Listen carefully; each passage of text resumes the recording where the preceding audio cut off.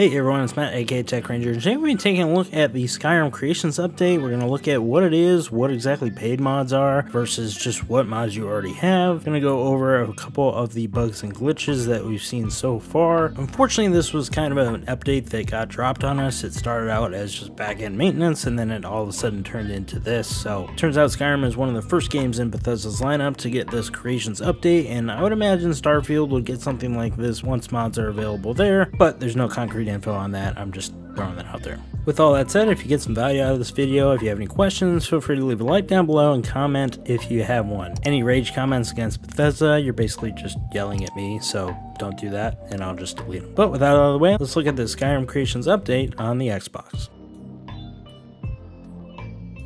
So in this first section, I'm just going to give a broad overview of some of the patch notes and links that the Bethesda Discord mods actually shared when they made their final update about maintenance. They did release some patch notes, which I'll have this link below in the description, but there are a lot of fixes for things that are like Creation Club related, as well as the actual overall change to the Creations program, which is what mods are called now. So that's what you're going to see when you load up Skyrim. Instead of mods, it's going to say Creations, and that's because everything is now combined together. So Creation Club content, your paid content, and that paid content will actually be marked so you know whether or not it's paid for or not. Basically, mod authors can choose whether or not they want to charge for a mod. Just FYI, that does not include mods that are already uploaded to Bethesda.net. So everything you've been playing with, everything that you may not have checked out yet, no one can actually take that down and re-upload it in order to charge for that mod. So those will always be free. You don't need to worry about your favorite mod getting taken down, re-uploaded, and then charged for, because that's not going to happen,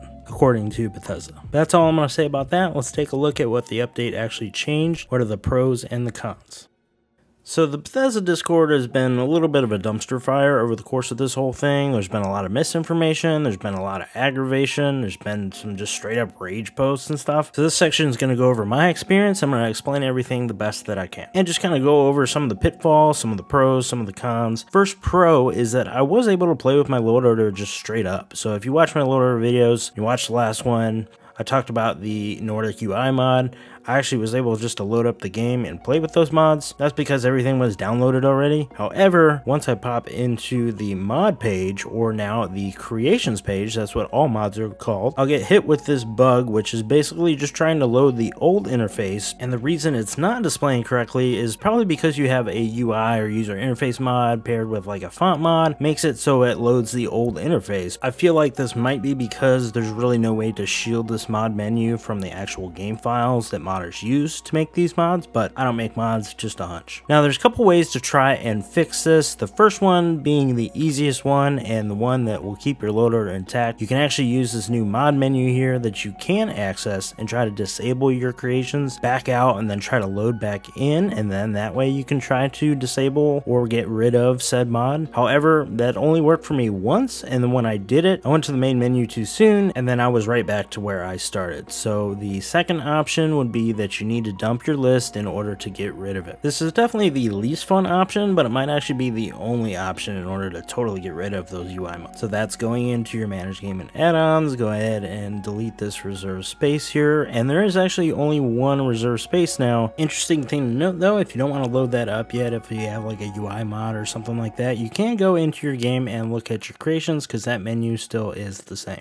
Now let's look at the new interface a little bit and just kind of go over it in a bird's eye view. So first up, you have the options menu. That's actually your hamburger button now on the Xbox, and then you're going to see a lot of options. First one at the top is to turn the music off, which just plays when you're in the mod menu. Maybe you have some different music that you might listen to. The disable missing creation check is probably because if you have mods that might be missing on load, it might let you know about it. You can update everything, which I'm not clear yet if that actually keeps your mods in the space that they were in. You can disable all your own Creation Club stuff. You can download everything in your library, which is a little bit of a cluster right now. I would not recommend pressing that option yet. So after you looked at all those options, you can actually just pull up your load order like you used to with Y, and then see everything in this new interface. So if you have any Creation Club content, that's going to show at the top of your list, and then all of your mods are going to start. Now I did notice with realistic armor, that is actually the Nord War armor. For some reason that was a mod that didn't get transferred correctly penalty or something, so that was actually disabled when I looked at my list. One cool thing I did find out after I did dump my list was that the Creation Club content will actually show in your overall mod space now. This actually did take up space in your load order before. To my understanding, it acted as ghost space on top of any potential ghost space that you might have from deleting mods, so it's nice that at least this is here now so you can actually see how much space you actually have. The other cool thing when you're actually downloading mods is that when you download it, you can see a little progress bar popping up rather than just a percentage. It's a nice visual touch, and then it actually show you kind of grayed out in the bar below it your total space so you can see how much this is actually going to cost you. Now if you're rebuilding, usually when you would load a game, it would let you know if there were some mods missing. There's actually a couple extra options that will pop up when you're loading a save that have some older mods on it, or maybe it's not in your current list. It'll actually let you know whether or not you want to search for those mods again, and it'll take you back to the mod page, try and find those mods, load the mods onto your current save, or just use your current list. Going over to the actual mod page, you can see these icons here, the little circle with the lightning in it. Those are the actual new paid creations from verified creators, and then below that you're going to see your Creation Club stuff, that little circle gear logo that you might be used to if you've used Creation Club before or bought the anniversary edition. The next interface thing I want to look at was the search. It's kind of a pro and a con. I think mostly a con just because it's still kind of broken, but a pro because we're going to look at the way it actually displays your results. So the con is that if you put more than like 10 characters in, the search might actually crash. Like, it might not actually crash your game, but it'll actually like boot you back out into the menu or basically come up with no results. Obviously if you're mid load order, it'll do the thing where it's got to like reload the game because your load order changed, but you should be able to jump right back into the creations menu and search away, just with maybe less character, maybe like a word and maybe two. So in this example, I was actually looking for lanterns of Skyrim, so I just typed in lanterns and I got a lot of results like you normally would. Now the results are displayed in this nice grid view where you can actually see all the thumbnail. Rather than having to like scroll across and try to find your mod, you can actually see everything with all the thumbnails, which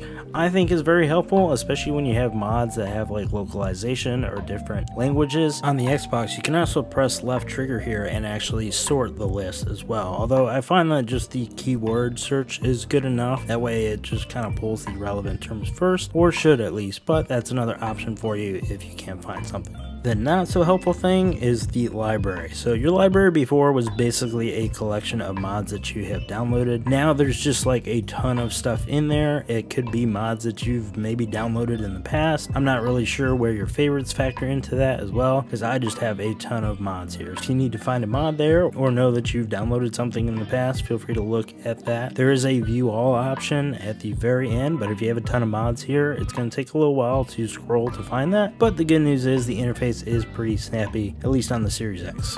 Last thing I want to mention is that there is a spot to actually save your load order, which could be a game changer. So far, it seems like you can only save one load order at a time, so it might just be easier to record things and take pictures like you used to. Cool nonetheless. So to recap, there are paid mods now, but that has pretty much been the case with Creation Club in the first place. As far as those of us that just play with mods, mods that we enjoy now for free will continue to be free. If you decide you want to pay for some of these paid creations, some of that money will go to the mod author. However, if there's like a donation page that mod author has on there, or in some of the descriptions of the already free mods, I would say go ahead and donate there versus this, just because more of that money finds its way to them. But that is going to do it for this video, and hopefully this was helpful for you. Just get a broad overview of the whole system and like my experience with it. Thank you so much for watching, and I will see you all in the next video. Have a great rest of your day.